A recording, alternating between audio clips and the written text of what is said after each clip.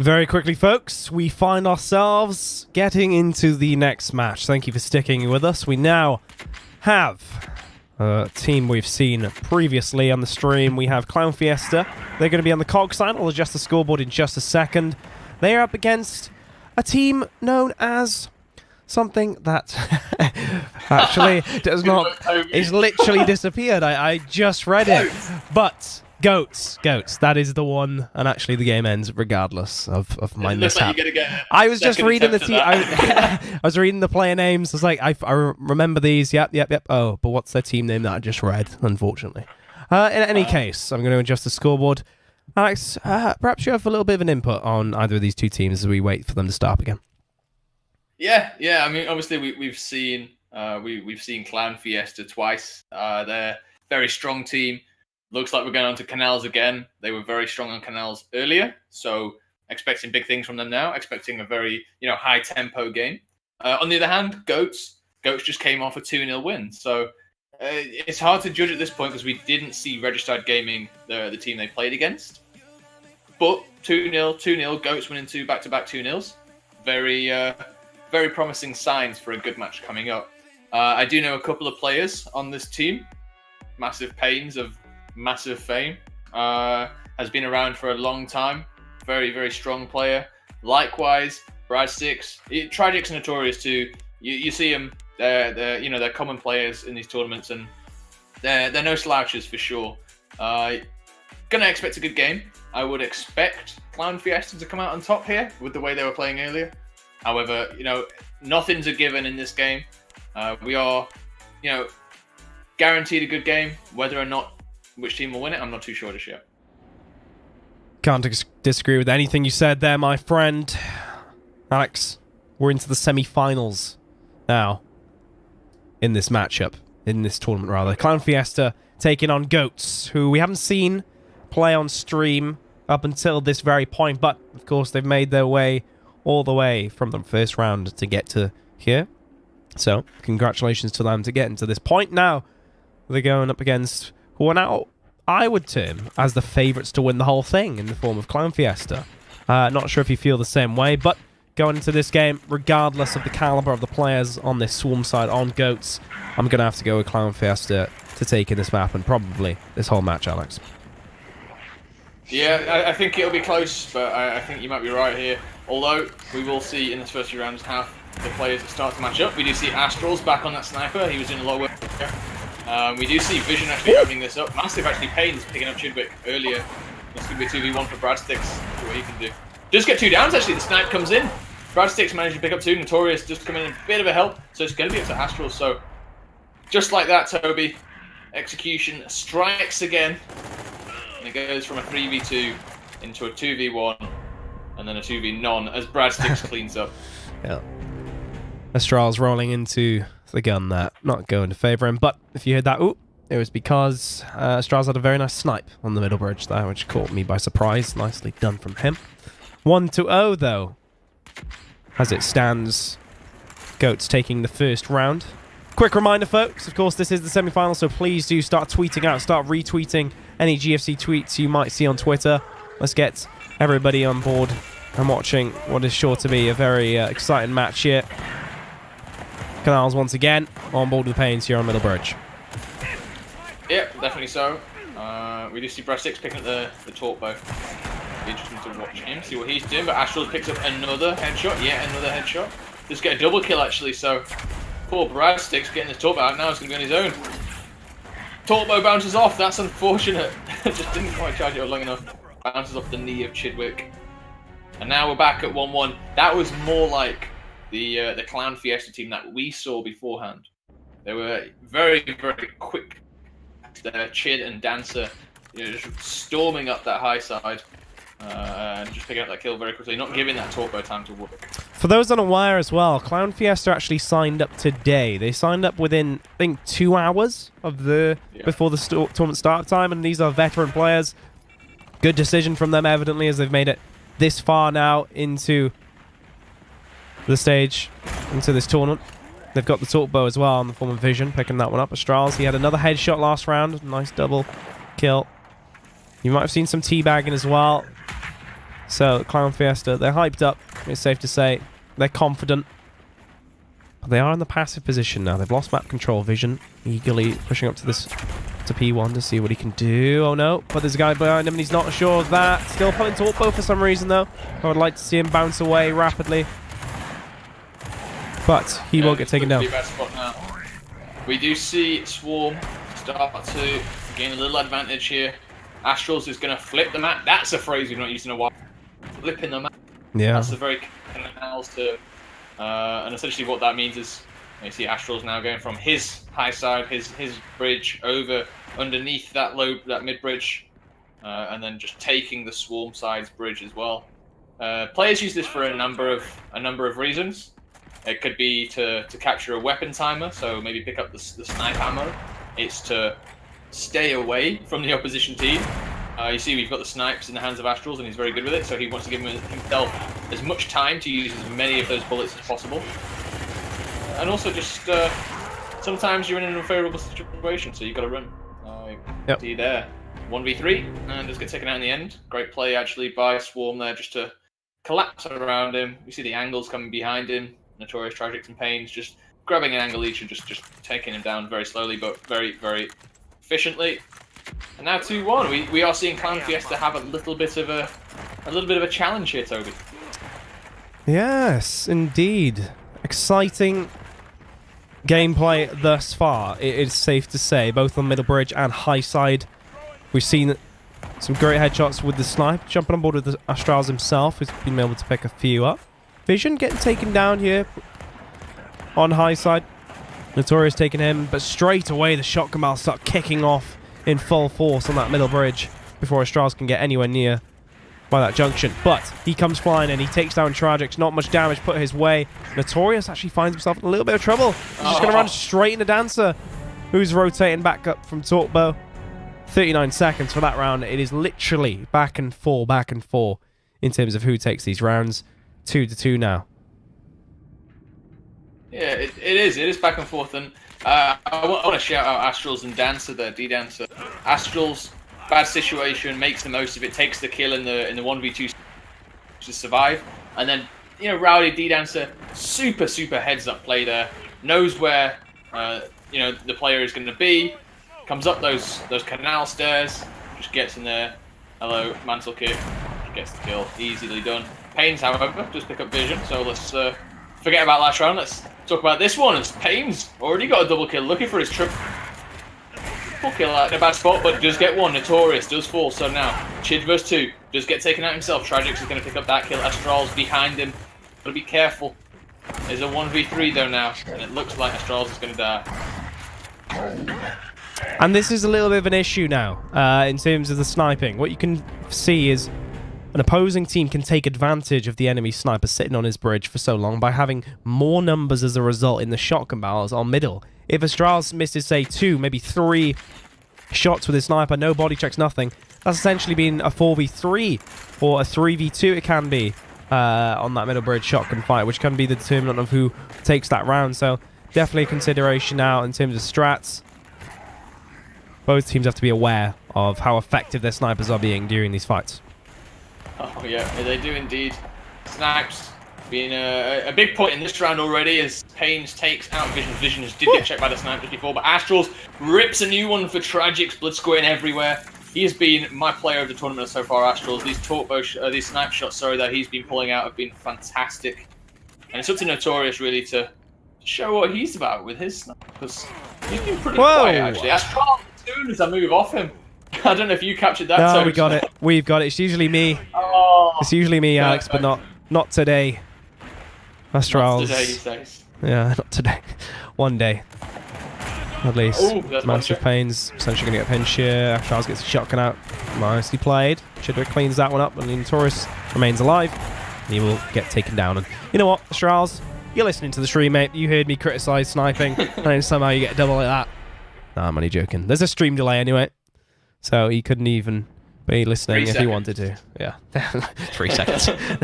No. But you're right, though. Astral's pulling out some 3 headshots there. Really nice. 3-3. The score. Astral, 6 kills.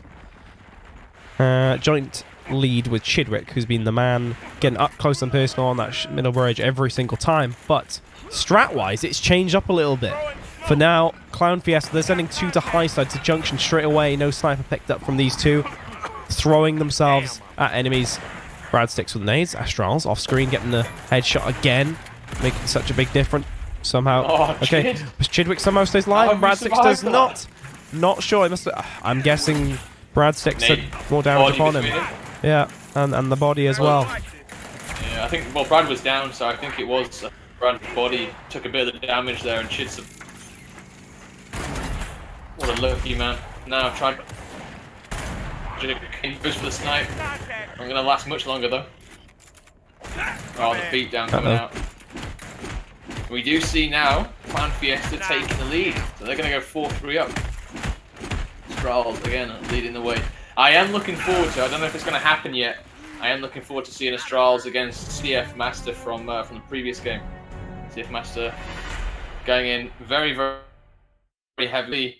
The best shotgun we've seen so far, and maybe talking Chidwick in there as well, and ISG Maniac, but CF Master still in the tournament. Chidwick still in the tournament. Could be interesting to see those 2 players match up. Yeah, couldn't agree more on that one. Definitely a fight to be observed in the future of this tournament, perhaps. Chidwick on board with him this time round, though. So aggressive is his gameplay in escalation and execution, clearly. As well, Massive Pains is the victor of that, though, with help, a little bit of help from his teammate. Dancer picking up the torpo. Meanwhile, poor Pains. Yeah, Pains wins that 1v, but then forgets essentially that there's a torpo under the map, and Dan, again, very heads-up play just to go pick that torpo, make the best of a bad situation, and that is honestly what is the difference at the moment between these teams. The 4-3 scoreline is very close, but Strahls, Dancer, they're just managing to make the best out of every situation. Where we see Pains there in a 4v3, really their team should be the ones getting that torpo. On board with the Strahls again. I know, I just switched to see those 2 snipes aiming at each other. Scary sight indeed. Only just changed really as well. But 6 shots left for Strahls to make use of. 3v4.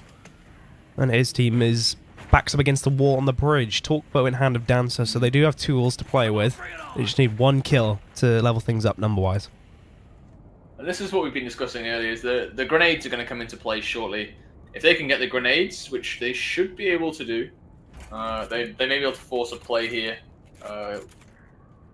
But this is up to Goats, really, because, well, Clan Fiesta, they're not going to move. They've got the weapons they need. They've got extra sniper ammo coming back up. Torpo's in hand of Dancer. In fact, they've just picked up the extra sniper instead. They've managed to pick that up. That is one thing, actually, Toby, that has changed how this map plays a little bit. Is that rather than on UE, where you picked up that snipe, you couldn't pick it up in cover. You stood up when you picked it. So it made that... Yes, true, yeah. The snipe much more difficult. And I think that's why we're seeing a lot more of the teams leaving the snipe behind, because it doesn't really matter if the other team's got a snipe or not. You can always go back and pick yours up safely. Such a good point, yeah. Completely forgot about that. So true. That was a big issue for teams to deal with once the round got going, if they didn't have a sniper already in hand, yeah. Dancer using that torpo though. Does manage to get 1. Back to 3v3. Health going down though. Ooh, massive pains. Grenades coming in, and this is the grenade we were talking about, forcing the play. Astrals dives on top of it. I think that was like an army move, putting his body on top of it so his teammate didn't get there. Although his teammate was nowhere near, so just ended up killing himself. Vision about to get flanked. Tragic comes in with that Lancer fire, and there we go, 4-4 Toby. What a great first map so far, going all the way to the wire. I'm not sure who I want to put my money on here. I know. I essentially put my money on Clown Fiesta, but it's now 4-4. And Goats have really shown that they're not here to mess around, and they are here to play. So we go into the final round, potentially, of this first map of the semi-final. Best of 3, of course. Semi-final, still. So definitely all to play for. On board with Massive Pains. Down bottom, as it seems like. Yep, they've done 2 players down through Junction. Have the cog side. This is not good for Cog Dancer on his own, actually. He's been left. But is he gonna get the torp out again? Is he? No, I don't know. I think he is, I'm not sure. I think he might be. But Chid does go down. Chid's going to fall. Brad gets the nade. This is all goats to play with as the grenades come flying in high side. Doesn't connect so far, but does get the map position. And now we see Brad, we see Tragics, we see Pains all pushing up on these pillars. And there's one kill going down. Brad picks that one up. Vision now, Scarpa's trying to get back to his teammate. Dancer finally manages to pick up that torpo. And it's going to be up to him to make the plays because Vision has fallen. This is a 4v1 for the Bread Dancer. I'm not sure if you're going to be able to do this, my friend. He does get one. He is healing up, but does get taken down in the other. And that, my friend, is going to be Goats going ahead 1-0. Still 2 maps to come, perhaps. Wow. GG. Fantastic stuff in that first map. As it does conclude with only a 1-round difference. What more can you ask for, Alex? Not much more than that. I could have asked for a clutch from the answer at the end there. That was the only thing. Yes. Any better. And he went for it, bless him. Like, he tried. He got the first stick, but 4v1 on canals, especially when you're in that low side area, very, very difficult situation to come out of alive, let alone with 4 kills in your pocket. So, yeah, well played to Goats there. They actually look really, really strong. That's the first map that Clan Fiesta have lost. Very good point, actually, yeah. And it's actually to a team that if you were to, you know, compare on paper to say Stimulate, you'd assume Stimulate would be the team to do that. But no, very first map in this match, in this semi-final, Goats surprise perhaps a lot of people and take that first map. And that was on the map that that Clan Fiesta have looked really good on. So Clan Fiesta looked fantastic on canals against Sons of Hawaii earlier, and they looked even better really against Stimulate, against a very strong Stimulate squad on the same map. Chid, Dancer, Astral. Vision has been a question mark for me, quite honestly. Yep, agreed. He's been playing okay in certain situations, but he was having trouble against Saki down on the down at the snipe pit on War Machine. He was having trouble just then trying to get any kills on that mid bridge, and yeah, I'm not too sure on his situation in this team so far, but the other 3 members around him have been picking up that slack, and they've been playing very, very well. And Goats now coming in and just shaking the boat a little bit. Now we've got another team that could potentially be contenders. I think so. We're going to Clock Tower again, folks. Now, stratagem-wise, is this going to be any different now that we have 2 very experienced, not teams per se, but 2 teams of very experienced players, I'd wager, in Gears Esports. Perhaps played their fair share of scrims back on UE. Yeah, this is going to be... Sorry to cut you off there. No, but I think it's going to be interesting, isn't it? Yeah, I think it is going to be interesting. And I think you raised a good question there, a good question about will these experienced players be able to actually handle the changes that we're seeing in Clock Tower? Because we saw CF Master, Maniac, Anno Dawn, they all went in playing fresh, playing, Gears 4 Clock Tower essentially, and then it's essentially a new map to them. But whereas these old kind of players play in UE a lot, different map entirely. So we'll see if they can, bring anything out of it. It does seem like Vision though, stepping up as we called him out, does get this boom shot, does get a kill. So no questions so far for Clan Fiesta. Good boom shot coming out there as well. Really well played. Wow, just like that. First round. Under 30 seconds. Like that. Good stuff indeed from the Swarm, and I think we saw more of a Gears of War 4 Clock Tower there, the aggression down bottom. That's what it was all about, and I think a major portion of this is the cover setup. In Gears UE, Gears 1, you'd have to jump over the walls by that first car in the lane of the boom shot. But on this map, on Gears 3, Clock Tower, you can just run straight on through, and this is what we're seeing right now again on Vision's point of view. 2v2 shotgun for that weapon. Pains will fall, Tragics will fall. Notorious tries to flank ground to try and make amends here, but it's still going to be a 2v1. Brad6 really needs to win his 1v up top as soon as he can. The answer did get a nice double kill there. What I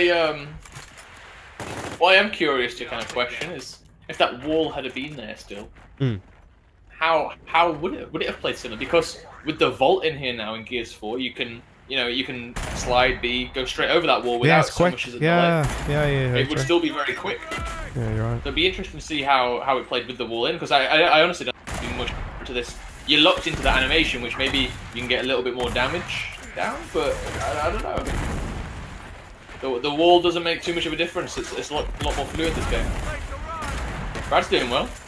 He is indeed. How many drop shots do you need to avoid to try and get a gib? He looks for it, but doesn't connect. He all needs is that one shot to then try and reset, but didn't come through. 1 minute 8 second round there. 2-0 as Clown Fiesta seemed to be answering back after losing that first map. Let's keep a close eye on up top now. We've watched so much of these team fights down bottom on Clock Tower this tournament. Let's see. Chidwick, he's running up top. It's going to be a 1v1 for him on this wall, while there are 3 others actually fight down bottom. Interesting difference in smoke grenades. Neither of them connecting, but Brad6 does get the kill actually in the end. Chid whiffs that shot, so Snipe's going to be Brad's reward, and doesn't look like he's going to be needed all too much, as Dance is the only guy left. He's on. That said, does get the kill. Tragix finishes him off though as the boom goes flying overhead. And we see a return round now. So Goats coming back into it a little bit, not letting the lead get too far ahead. I think this is the only map in Gears of War history that changes so much in a strategy level as time has gone on, even if it is due to map design and game design. You know, it's all about down bottom on Gears 4, but in Gears 1, Gears UE, it was 3 up top pretty much every round, wasn't it? Or more. 4 up top a lot of the time. The base strat was on UE. Yeah, the base strat was definitely more up top than it was down low, but we have seen teams, and we did see teams at LAN events as well, play heavy down bottom. They could secure that boom shot with the smokes, with the the angles. If they get both spawns, they get the grenades. That you can just about secure that boom shot as well. So there were teams that played down bottom, but you're right. Most of the time it was up top, and most of the time now we're seeing a much more downstairs focus. I'm not sure if that's a question mark on the sniper's usability in this game in comparison to the boom shot, or if it's just a case of the quickness of getting to that boom shot makes it a necessity now. Yeah, I think, the snipe was definitely more effective in UE, I'd argue, than on Gears 4. Up top is very open as well, so that really does play differently. As we saw in Gears 3 with Hypefestation compared to, say, UE in 1. But the long bag as well up the top makes it very difficult to kind of fight that area on UE, because you've essentially got a huge wall you've got to jump over. No quick way of getting over the top, but Notorious looking for a clutch here. I think he had the opportunity as Chid just rolled into the wall in front of him. His movement was already set. He was just dodging and ducking and weaving, and I don't even know if there's any more words to throw onto the end of that, but Notorious does, because that up A came in swift, and well, 3 rounds in a row, Toby. They're coming back. Goats proving their name. That movement was gorgeous, Notorious. Fair play. Lovely clutch in that round. 3-2 the score. That could be a very pivotal round as well. 3-2 is a lot better than 2-3 as we get into this, essentially the second half of Clock Tower. First to 5, of course. On board with the man himself. 4 members down bottom now for the Swarm side. So just going to get lit up from Lancer Fire from old host spot. Dance is going to get dropped from Notorious. He picks up a double. Estrada will fall very quickly as well. And suddenly it's looking bleak for who we would describe as the favourites for this one. This is brilliant from Notorious and his squad here of Goats. They are 1 round away from knocking out Clown Fiesta from this tournament. And securing themselves a grand final position as well, by the way. That's it. This is essentially for top 2 right now. I mean, even if Clown Fiesta do lose this, which it looks like they are, as Notorious comes very Trials. Massive Pain takes that Vision. Boom shot going to go in Vision's favour. Chid does have the grenades. If he can get out... Oh, never mind. I was going to say if he can get out of these grenades, he might be alright, but Dancer falls to Brad6 as well. And it looks like Notorious is going to be the man to... No, it's not going to be the man to finish it up. Chid's trying to clutch up. His teammates are leaving around him. And I think that was a vote of no confidence. Because 5 rounds in a row go in the favor of the GOATs, the greatest of all time. They are now in the final. They are guaranteed top 2. They are guaranteed one of those Lambent drone skin packs as well. And that does see Clown Fiesta actually go through to the bronze match. We are going to have a bronze match as well. So still a game to come for both these teams, but excellent work there by GOATs. Wow. Who would have predicted that? Alex, would you have predicted that Clown Fiesta would get 2-0 by GOATs? I mean, no, definitely not. Especially not losing Canals in the process. Oh, hell They no. looked fantastic earlier, and well, GOATs looked better, to be quite honest with you. Pains, Notorious on that last map, something else. He was really, really good. Oh yeah. Brads and Tragics as well. They kept pace, and I think that was the difference. Is that every map we saw Clan Fiesta have a couple of guys going off and a couple of guys kind of, just slightly subpar, whereas everyone on GOATs was, just slaying across the board. They weren't particularly phenomenal, but they were slaying and they were keeping pace with the match.